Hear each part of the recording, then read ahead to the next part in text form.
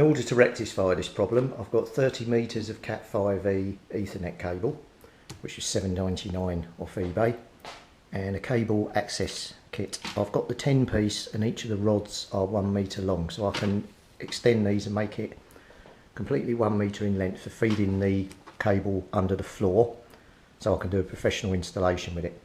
So let's start feeding this through, and we'll see once we replace this whether it gets rid of the interference from those white boxes, which I believe it will. So I've got this vent here which goes through the wall, and I'll show you where this comes out in my living room. So it comes out there, and that's where it's got to go to. Now you may think this is a bit of a long-winded way of running the cable, but I'm going to run trim up the wall up to the top of here under the eaves. What I found up here is there is a hole there that goes into the loft space of my house, and the room which the Wi-Fi router is in that one there. So it's almost purposely built to come down this wall here, along here and into that vent. So right, let me start getting this going. So these are connectors the cable access kit comes with. This you put on the end and then it's flexible, so it allows you to turn up round a corner. That's just an adapter. Obviously you've got a hook where you can pull a piece of string back through that way. And then you've got this one that goes on the end, which you can connect something like the cable that I'm putting through to with a bit of string to force it through. So that's probably the one we'll use. And what I'll do is I'll tie a bit of string through there. I'm going to put the Ethernet plug in a bag to protect it, and then we'll put it through the wall because we don't want any dirt getting in the cable. Let me get set up and I'll show you what it looks like. I've just found some green garden wire.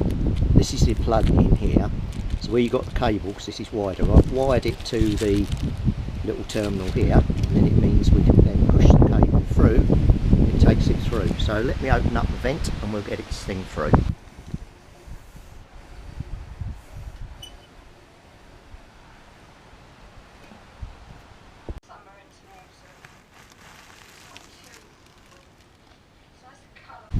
So that's as far as we've got there. So what I've done using the snips there is I've just snipped that out the side of here, and then when we position that on the side, give me 2 seconds, means the cable can now come out the side of there.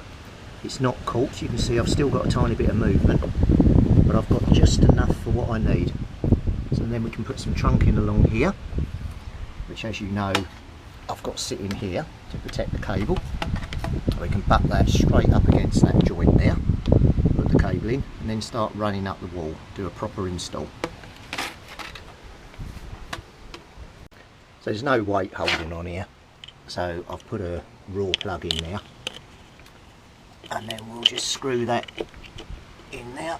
That'll take the cable along to there, and then I'll snip out a tiny bit of the lip here, and we'll have the vertical come down on it, and that'll enter in there and do a right angle along there.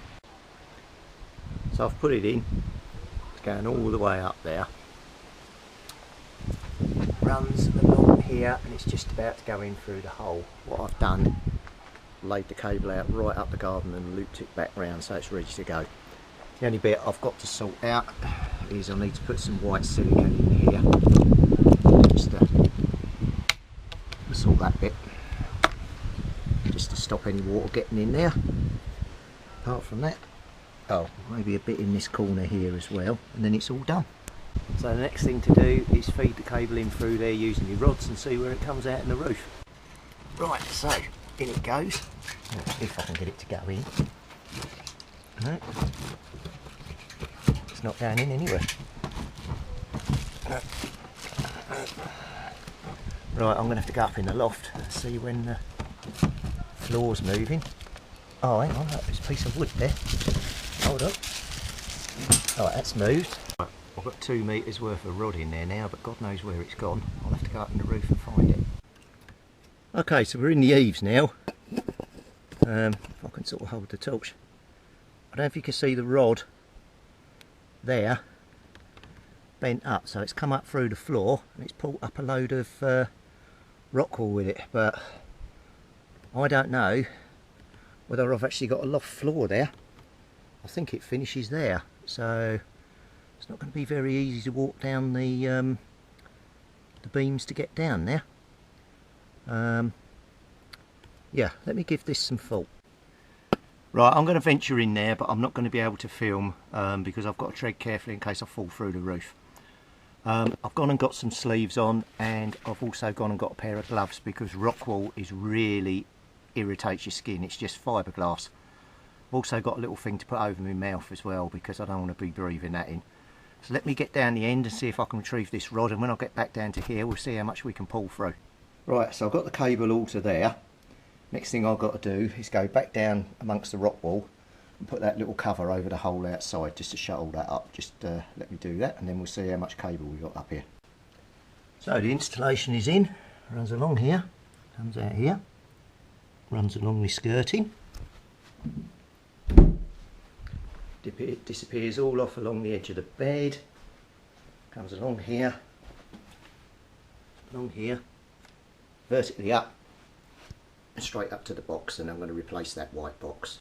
So that's how it looks at the moment, and this is the box that's sending the Wi-Fi signal through all the electrical wiring in the house, causing interference.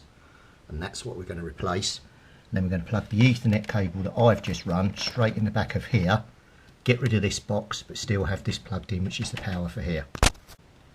So that's the old one removed, and we've put the new one in. Now I can plug this back in and just turn the router on, which has come on, less the BT mini connector. So let's go down and do the one by the TV, then we can check the radio and see if it's made any difference. There will now be a short intermission. I managed to prise these slats apart and put the cable through the slats, so that's perfect. And there's the Ethernet running straight into the back of the TV. So I'll fire it up in a minute, check that's working alright, and then we'll go and check the rig. Right, so as you can see, this is, so you've got low, mid, high. Channel 12's 27.555, the 555. And previously when I got to channel 12, I had all that interference. Let's have a flick round the band. See?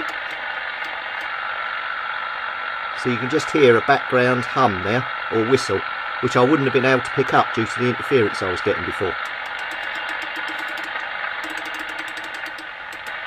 So as you can see, I've got no interference at all. Go down a band.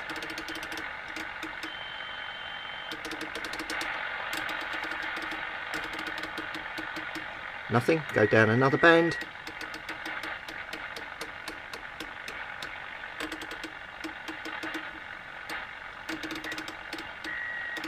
I'm hearing everything now.